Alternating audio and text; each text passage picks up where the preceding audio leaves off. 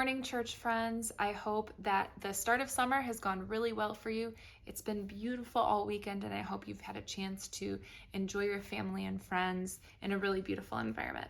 So I wanted to say something before we begin. So last time we talked about Hinduism, and this week we're going to talk about Buddhism.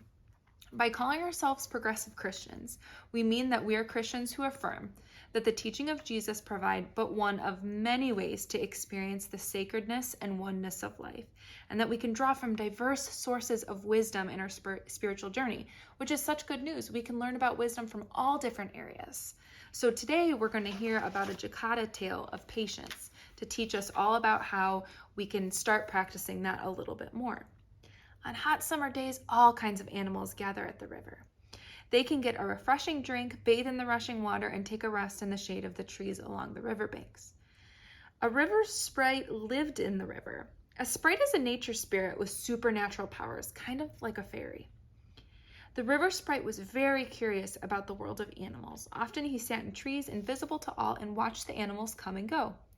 Other times he stayed in the river and talked to animals as they bathed and drank. On one particular day, he watched a water buffalo and a monkey from his place in the tree and became more and more confused by what he saw. The buffalo is a powerful beast with strong legs and sharp hooves, who has large, impressive horns on his head. He can run for miles and fight even ferocious lions. The smaller, weaker animals usually give the buffalo plenty of room. But as the buffalo was trying to bathe in the cool, muddy water near the edge of the river, the monkey was making it very difficult. The monkey jumped on the buffalo's back, tickled his ears, pulled on his horns, and even poked the buffalo's tender nose with a stick.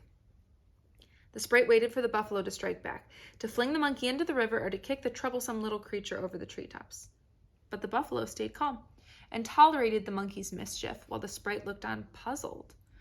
Finally, the sprite couldn't stand to watch anymore, and he flew down to the buffalo, crying out, "Great Buffalo, why do you take this terrible treatment from the small, helpless, hairy monkey? Why don't you give him back some of the trouble he causes?" Buffalo answered the sprite in his deep voice, "My friend, monkey is small and helpless, as you say. He has no friend except me and needs to learn to be considerate of others. If I don't show him kindness, how will he ever learn? And with his help, I have learned the magic of patience." The sprite was always interested in magic. "What kind of magic is patience?" he asked. "With the magic of patience, you have inner peace and calmness. You can be happy in all circumstances, and your heart will not be troubled with anger," Buffalo explained. The sprite's eyes grew large with wonder. "That is powerful magic. How do I get the magic of patience?" Monkey had stopped tickling the buffalo and was listening. Buffalo smiled at Sprite. "You must find a monkey of your own to teach you." "If I had a monkey like yours, I would use my magic to show him what I think of his tricks," the sprite frowned. "Ah, patience can be very difficult to learn, but it is worth the effort, and Monkey is an excellent teacher. His mischief shows me that he is unhappy and does not know how to make friends with kindness. I am his friend, and we learn from each other." Monkey was now sitting on the back of Buffalo, looking very thoughtful. "Well," the sprite said, "your heart seems so wise, Buffalo. I might want to try this magic of patience. But there's so many monkeys who come to the river. How will I ever choose the right one?" Buffalo laughed. "Don't worry. You will know when you meet the right one." Then, eager to start looking, the sprite disappeared in a puff of green smoke. After the sprite had gone, Monkey wrapped his hairy arms and long tail around Buffalo's neck. "I never realized what a true friend you are, Buffalo. Would you like some cool mud on your hot back? I know where there is a shady spot with tasty grass down the river. Let me show you." The sprite would have been very surprised to see Monkey being so kind, but Buffalo didn't seem surprised at all. Okay, I have 5 questions for us about this really, really neat story about patience. Have you ever felt like the sprite in this story? When? What was the situation?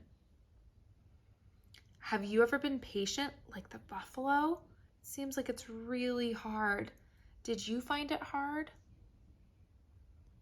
Have you ever acted like the monkey? Maybe you have a brother or sister or an adult in your life that you kind of try and poke and bother and tease. Okay, last question. Patience is one way to practice right action. As the Buddhists say, what are some other ways we can practice right action? What about being compassionate with others? What about being kind to others? What about seeking wisdom and learning new things, and maybe even being generous with our love and giving to all? This is a really special month. It's Pride Month. It's so much about what our church is about, loving others, being generous with our love. So let's see how we can be more patient and more loving this month. Okay, church friends, we'll see you next time. Bye.